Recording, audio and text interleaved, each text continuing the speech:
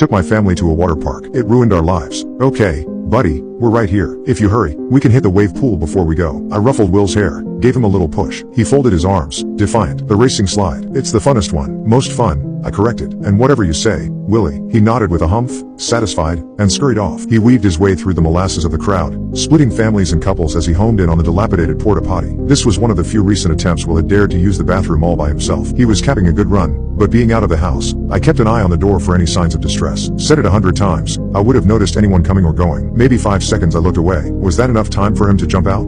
And, what? Run off in the opposite direction. About 5 minutes after he had gone, I got up. I leaned on a casual arm against the porta potty. In a whisper shout over the drone of the few hundred happy pool goers behind me.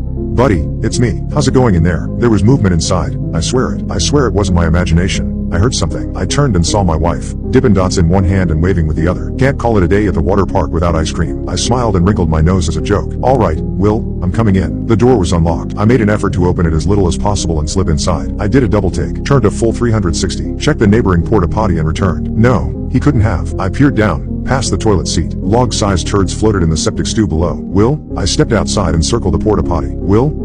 I called again. My wife appeared next to me holding Lila's hand. What happened? Where's Will? She asked. I don't know. He was inside. Lila, did you see him leave at all? My daughter shook her head, thrusting a spoonful of dots into her mouth. You were supposed to be watching him, my wife said.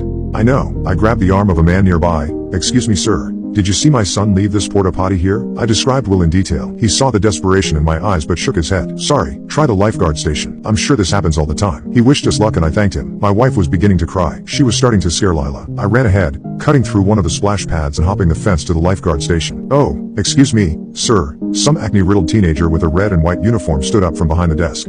You dash. My son. I can't find my son. Is there some announcement you can make? Something? The teen closed his eyes. Yay. Give me 1 second, I'm kind of new. So, I think dash. I don't have a second. If you can't help, then get me a goddamn manager. I snarled. A petite girl, also in high school by the looks of it, turned the corner, oblivious to the nature of the conversation. Hey, you can't talk to him like that, she pouted. There's no need to be rude. I stabbed my finger at her, my temper at the end of its wick. I'll be as rude as I damn well like. Get me a fucking manager or I'll go back there and find one. The police were called, primarily, for me. I was screaming, knocking things over, foaming at the mouth, my wife said. The cops said I would have to calm down or they'd handcuff me. They sent out an announcement over the park's PA system. William, your parents are looking for you at the lifeguard station. If you can find a lifeguard, we can get you back together as soon as possible. Don't worry, the lifeguard manager said. We radioed all our employees. He'll be back in no time at all. As it turns out, lost and found children in places like these is fairly common. The problem was, Will never turned up. How do you go home after that? We stayed as long as we could, but it's not like we could sleep on the slides.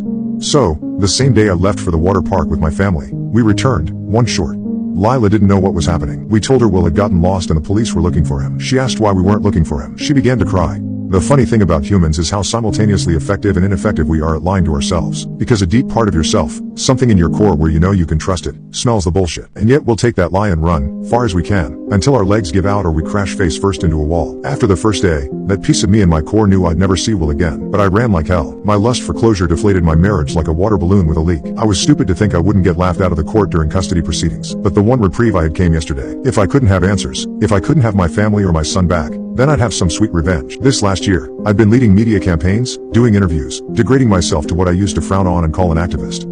All to destroy the water park that took my son. The park was small, got a lot of bad press in the local outlets where most of their customers were. Apparently, this wasn't the first incident in the park's history. Far from it actually, having a long list of lawsuits and scandals. But it was the last straw, and eventually, they were forced to close. Yesterday was the first day of the demolition. I watched it in person, one-man audience.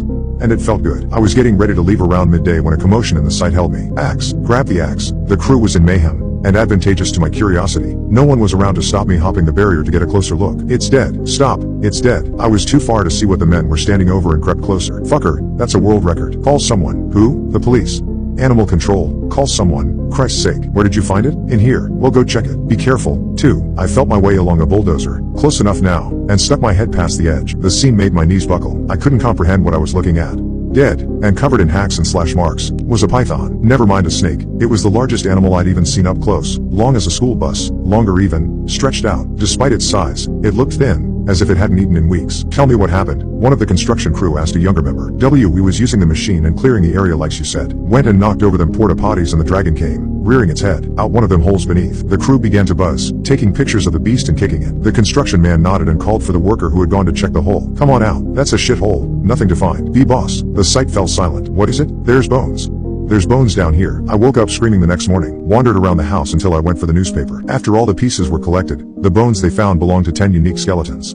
It was a reticulated python, the invasive one, 26 feet long, found the humidity of the park nice and chose a place it wouldn't be found. Headlined the local paper for a day before it was pulled. Previous owners of the park still had some influence in the area. And what did I get? Closure?